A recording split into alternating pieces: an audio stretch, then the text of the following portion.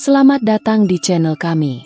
Di sini, kami menyajikan kisah-kisah horor dan misteri. Jangan lupa subscribe, like, dan nyalakan loncengnya, agar kalian tidak ketinggalan kisah seru lainnya. Mari kita mulai petualangan kisah ini. Di sebuah desa terpencil yang jarang dikunjungi orang luar, tersembunyi di antara hamparan hutan lebat dan kabut yang kerap turun tanpa aba-aba, tinggal seorang remaja laki-laki bernama Raka. Usianya baru menginjak 15 tahun, namun beban hidup telah memaksanya menjadi dewasa sebelum waktunya. Raka adalah anak yatim piatu. Ia kehilangan kedua orang tuanya sejak bayi dalam peristiwa yang tak pernah dijelaskan dengan tuntas oleh siapapun, bahkan oleh neneknya sendiri yang kini menjadi satu-satunya keluarganya. Nenek Raka adalah perempuan tua yang pendiam, sama seperti cucunya. Ia dikenal sebagai penjaga tradisi dan penyimpan banyak rahasia tua desa. Di antara nasihat-nasihatnya yang selalu diulang setiap malam menjelang tidur, satu pesan tertentu selalu ditegaskan dengan nada yang lebih berat dari biasanya. Jangan pernah melintasi batas pohon beringin saat malam bulan purnama. Awalnya, Raka tidak terlalu memikirkan pesan itu. Baginya, pohon beringin tua di ujung desa hanyalah pohon besar dengan akar menggantung, tempat anak-anak lain suka bermain siang hari. Tapi, tiap malam purnama datang, neneknya akan menyalakan dupa, berdoa lama-lama, dan mengunci pintu rumah rapat-rapat seolah ada sesuatu yang mengintai dari luar. Raka menyimpan semua keanehan itu dalam diam. Sampai suatu malam yang dingin, ketika angin bertiup lembut dan bulan menggantung penuh di langit, Raka sedang membersihkan kamarnya yang sederhana. Saat ia memindahkan meja kecil kayu di sudut ruangan, kakinya terantuk sebuah papan lantai yang longgar. Rasa penasaran menggerakkannya untuk membuka papan itu. Di baliknya, tersimpan sebuah benda pipih yang terbungkus kain linen lusuh. Sebuah surat tua yang warnanya sudah kecoklatan dan tinta yang hampir pudar. Dengan tangan sedikit gemetar, Raka membuka surat itu. Tulisan tangan di atas kertas rapuh itu tampak tergesa namun kuat, seolah ditulis dalam keadaan mendesak. Di sudut kanan atas, tercantum nama yang membuat dadanya berdegup kencang. Untuk anakku, Raka. Surat itu ternyata ditulis oleh ayahnya, sosok yang selama ini hanya hidup dalam potongan-potongan cerita. Ia membaca perlahan. Setiap kata menyayat rasa rindu yang tak pernah benar-benar padam. Jika kau ingin tahu siapa aku sebenarnya, gali makam dengan batu bersimbol ular di tengah hutan saat purnama tiba. Tidak ada salam, tidak ada tanda tangan. Hanya satu kalimat itu. Pendek, namun cukup untuk membakar rasa ingin tahunya. Simbol ular? Makam tersembunyi? Di tengah hutan? Mengapa semua ini terasa seperti bagian dari teka-teki yang ditinggalkan ayahnya?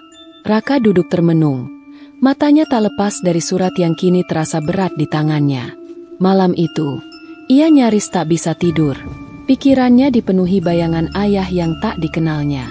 Mungkinkah ayahnya masih hidup? Atau surat ini ditulis sebelum kematiannya?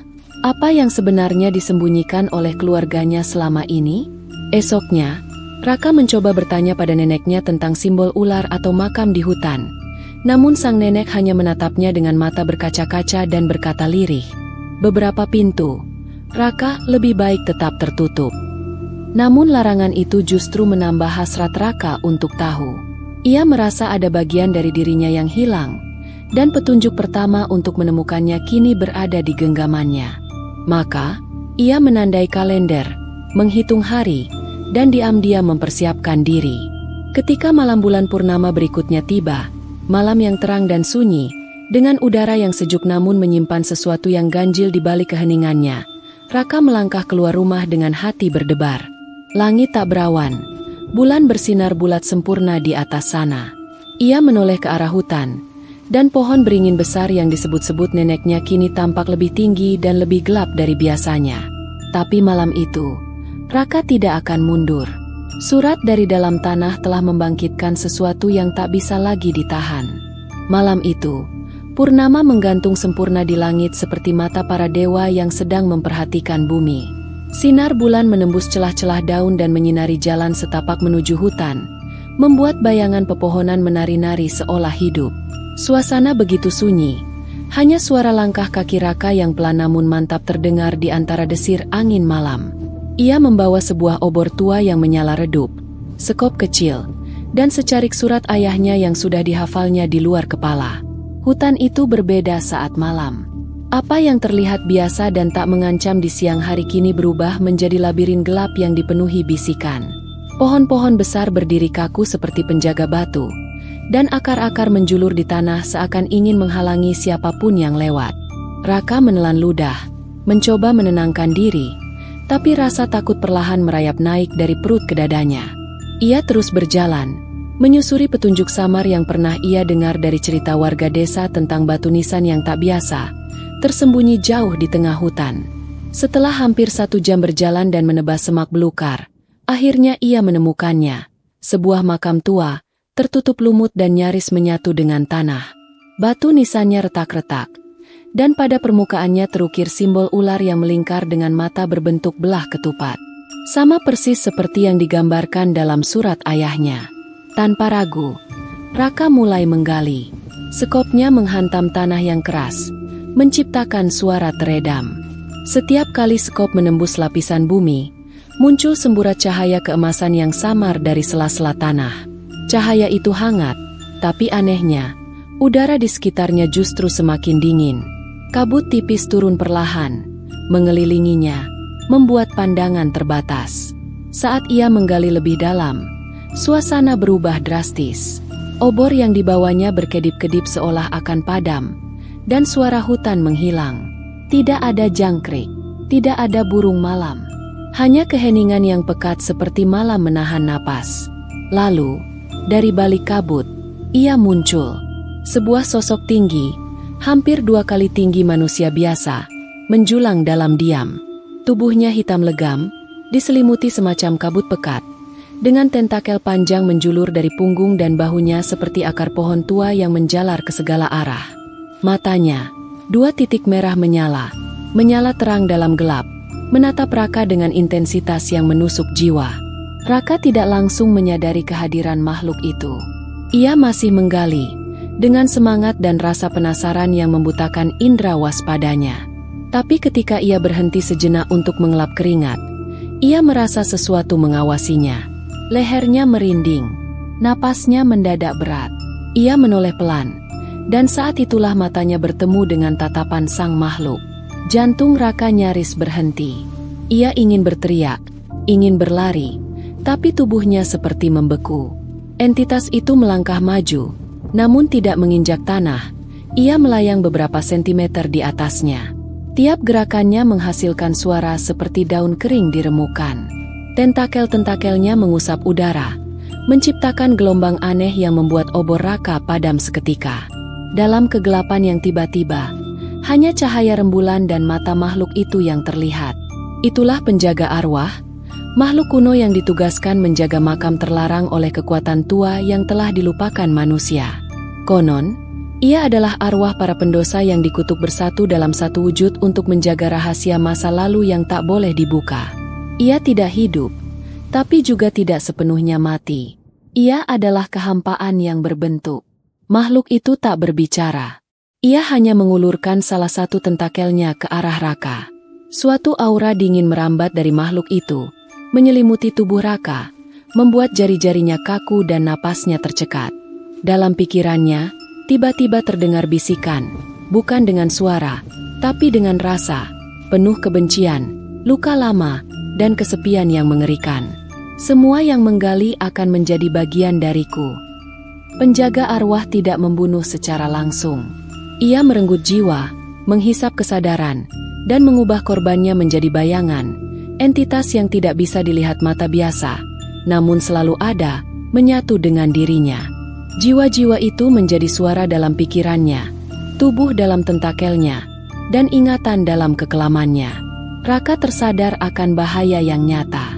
Ia mundur, tergelincir, hampir jatuh ke dalam lubang yang ia gali sendiri. Detik itu juga, ia tahu bahwa menggali makam bukanlah akhir pencarian, melainkan awal dari kengerian yang belum sepenuhnya ia pahami. Dan kini, penjaga itu telah melihatnya. Tangannya gemetar saat sekop terakhirnya menghantam kayu tua. Udara di sekitarnya menjadi semakin berat, seolah alam sendiri menahan napas.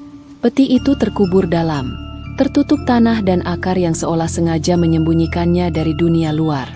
Dengan sisa tenaga dan rasa takut yang nyaris melumpuhkan, Raka membersihkan sisa tanah, lalu meraih pegangan logam yang sudah berkarat. Peti itu dingin, bahkan lebih dingin dari udara malam yang menusuk. Kayunya rapuh, tapi anehnya tetap kokoh seolah tak mau dibuka. Dengan obor yang nyaris padam di sisi lubang, dan sosok penjaga arwah yang kini berdiri diam tak jauh darinya, Raka akhirnya menarik tutup peti itu. Suara kayu yang terbuka seperti jeritan hutan. Dan di dalamnya, tidak ada tulang, tidak ada jasad, hanya sebuah cermin hitam. Cermin itu tidak memantulkan apapun, bahkan tidak pantulan bulan atau wajah Raka sendiri. Permukaannya seperti kolam cair yang membeku, kelam dan sunyi. Hawa dingin segera menyelimuti tubuhnya, lebih tajam daripada sebelumnya. Raka menatap benda itu dengan campuran bingung dan takut. Mengapa ayahnya meninggalkan petunjuk ini? Apa arti semua ini? Dan saat ia menyentuh permukaan cermin, dunia runtuh. Hutan bergetar hebat. Pohon-pohon mengayun liar. Angin berputar melingkar seperti pusaran tak kasat mata. Suara dari dalam tanah menggema, seperti ribuan rintihan dan bisikan yang bangkit dari bawah bumi. Tanah di sekitarnya merekah, akar mencuat liar, dan langit malam tiba-tiba seperti terbakar warna merah tua. Sosok penjaga arwah, yang sebelumnya diam, kini menggeram panjang. Matanya menyala terang, dan tubuhnya mulai bergerak cepat ke arah Raka. Tentakelnya menjulur seperti cambuk, menyambar udara dengan marah. Tapi sebelum ia sempat menyentuh Raka, sesuatu terjadi. Cermin itu hidup. Cahaya hitam keluar dari permukaannya, berputar seperti pusaran api hitam. Makhluk itu mendadak terhenti. Tubuhnya tersedot ke arah cermin seolah kekuatan tak terlihat menarik setiap inci tubuhnya. Ia mendesis marah, tentakelnya mencengkeram tanah, pohon, bahkan udara, tapi semuanya sia-sia. Perlahan, tubuhnya hancur menjadi debu hitam, diserap masuk ke dalam cermin, hilang tanpa jejak, tanpa jeritan.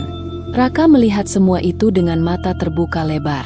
Ia ingin berlari, ingin melepaskan cermin itu, tapi tubuhnya lumpuh.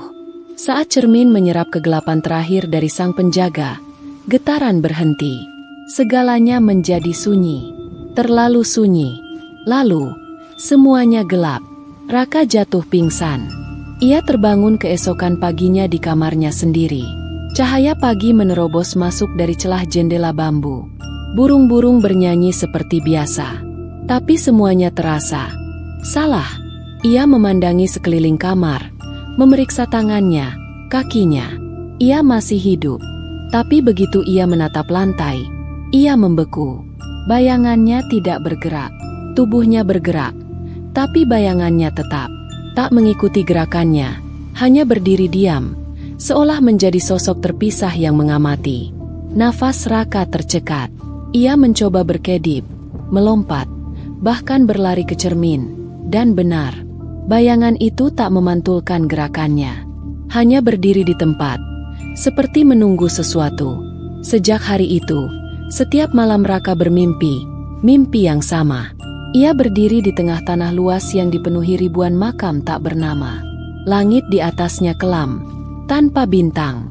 Ia memegang cermin hitam itu, tapi tidak pernah bisa melihat wajahnya sendiri. Setiap malam, suara dari bawah tanah memanggil, seperti bisikan dari mulut-mulut yang dikubur terlalu lama. Semakin lama, suara-suara itu menjadi lebih jelas, lebih banyak. Dan selalu, di akhir mimpi, terdengar kalimat yang membuat darahnya beku. 1 telah tertutup, 1000 akan terbuka. Apa yang disegel oleh ayahnya mungkin kini telah berubah tempat, atau lebih buruk, terbuka sebagian.